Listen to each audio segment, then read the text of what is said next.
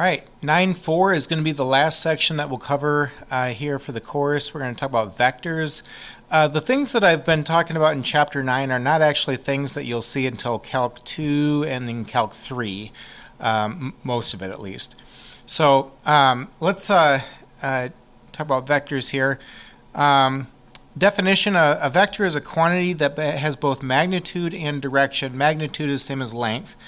So, if I were to indicate the statement 60 miles per hour, that would not be a vector. Okay, we'd call that a scalar because that would be just something that has length to it, okay, something that you can measure. Now, if I had said 60 miles per hour northwest, then that would be referring to a vector since it has both size and direction indicated.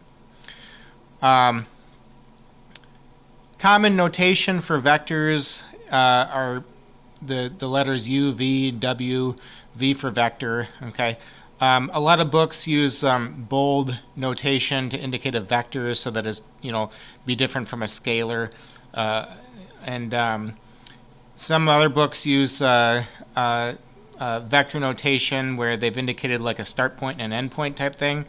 So the vector PQ, could be represented this way here. If you see two bars on each side of a vector, then you're indicating the length of the vector. We sometimes call that the norm of the vector.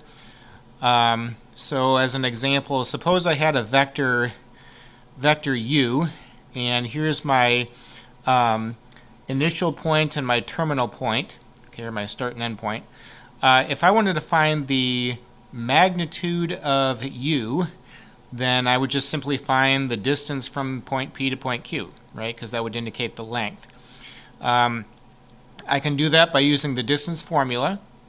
So the square root of the difference in the x's squared plus the difference in the y's squared. If you simplify, you'd be getting root 13. Okay, so the magnitude of vector u, or the length of vector u, would be root 13 units there. That'd be the exact measurement.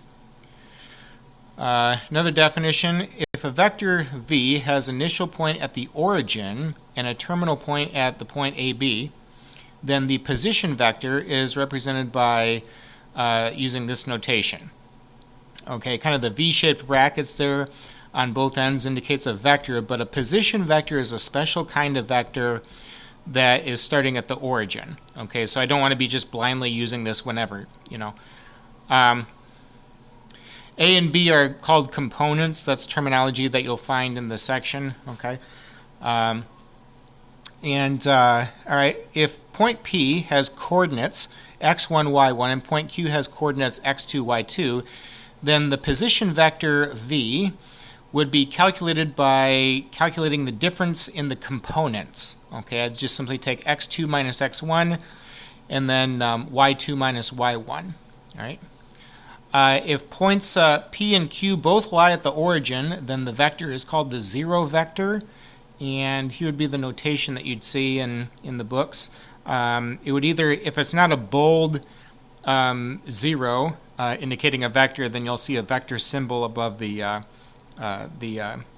vector itself. Here'd be what that looks like in a position vector form. Okay. The length of the zero vector is 0 units. Okay, if you're starting at 0, 0 and ending at 0, 0. Go to the next page here. Here's an example. Find the position vector v if point P has coordinates -1, 2 and point Q has coordinates 4, 6. Okay, so position vector just simply means that I'm going to relocate this vector so that the start point is at the origin. How to do that is I take x2 minus x1 and then y2 minus y1. So this vector, when relocated so that the initial point is at the origin, would have terminal point at 5, 4. Vector v then, this position vector, would be the vector 5, 4. Okay. So I've just kind of explained that here. We're just simply relocating one vector so that the start point is at the origin. There's various vector operations that we can do with vectors. Suppose that we have two vectors, u and v, and I'm using the position vector notation, and let c be a scalar.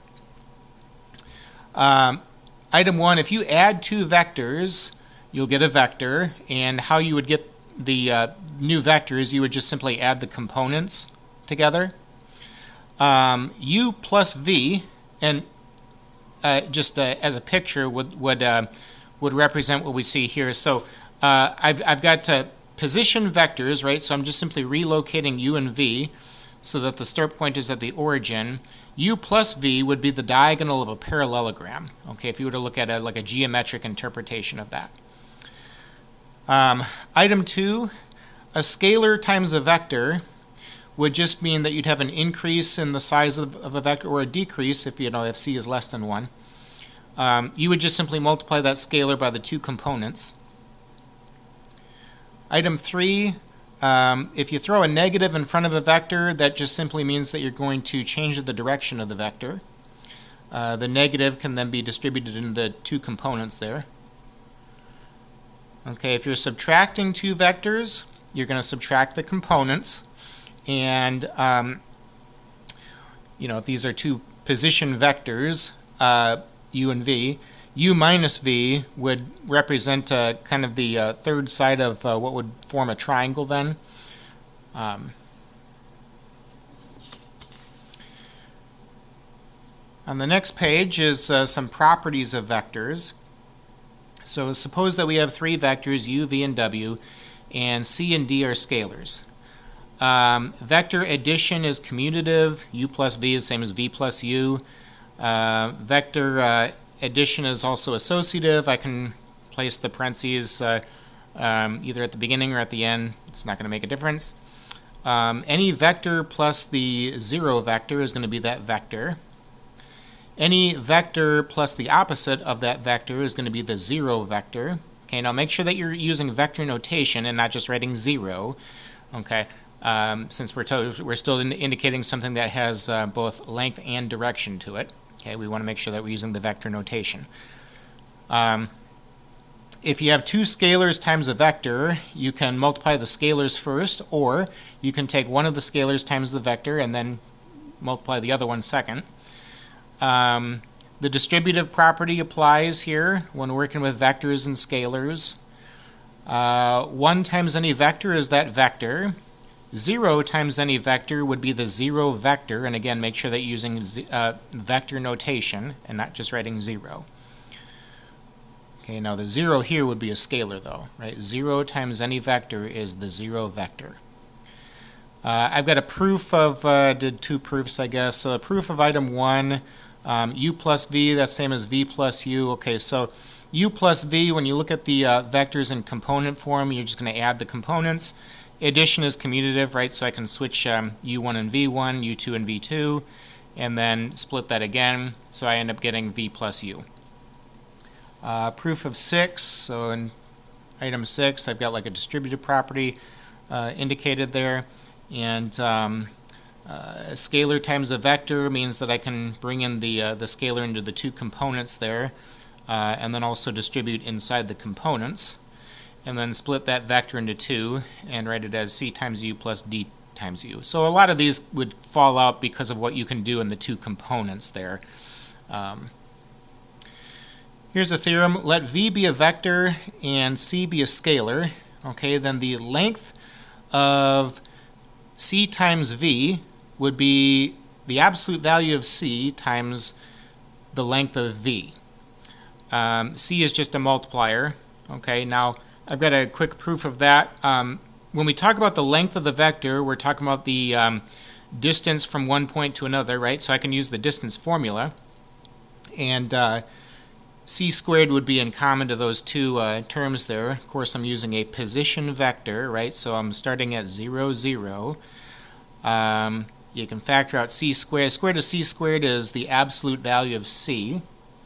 Since, the square root of a number is never going to be a negative, is why we have absolute value bars. And then the length of vector v, if it's a component vector, would be the square root of v1 squared plus v2 squared, since you'd be subtracting 0 in either of those two components since you're starting at 0, 0. Okay, here's another definition. If the length of a vector u is 1, we call that a unit vector. And if you have a vector v, and that's a non-zero vector, you can make that a unit vector by just simply taking the vector and dividing by the length of the vector. Okay, vector v divided by its length would be a new vector, and that new vector would always be a unit vector. Okay, it says that it's going to be a unit vector that has the same direction as v. Here's an example of what I'm talking about there in that statement. So suppose that we have a vector, and now this is a position vector, right? I'm starting at 0, 0 and going to -2, 5. Now I want to find a unit vector in the same direction as vector v. In other words, I want to find another vector that has a length of 1. This vector would not have a length of 1 if I'm starting at 0, 0 and ending at -2, 5. Well, to make any vector a unit vector, you take the vector and divide by its length. So that's what I'm doing here. I've taken vector v and then divided by the length. Now, again, this is a position vector, right? So I'm starting at 0, 0, and using the distance formula, okay, -2 minus 0 squared, and then plus 5 minus 0 squared. I want the square root of that whole thing. That would give me the square root of 29. 1 over root 29 is a scalar. A scalar can come into the two components of the vector. And so this vector, u, would be my answer. That would be a unit vector, meaning that the length of this vector here that I've got circled would be a length of 1. I've checked that just to be sure. Again, I'm using the position vector notation, so I'm starting at 0, 0 and going to -2 root 20 over root 29 and then 5 over root 29. So let's check that that distance is 1. Well, -2 over root 29 minus 0 squared plus 5 over root 29 minus 0 squared. I want the square root of that whole thing. That would be equal to the square root of 4 over 29 plus 5 over 29, or the square root of 29 over 29. The square root of 1 is 1. And yeah, so this vector would have a length of 1 then. Okay. Why don't we go ahead and stop the video here.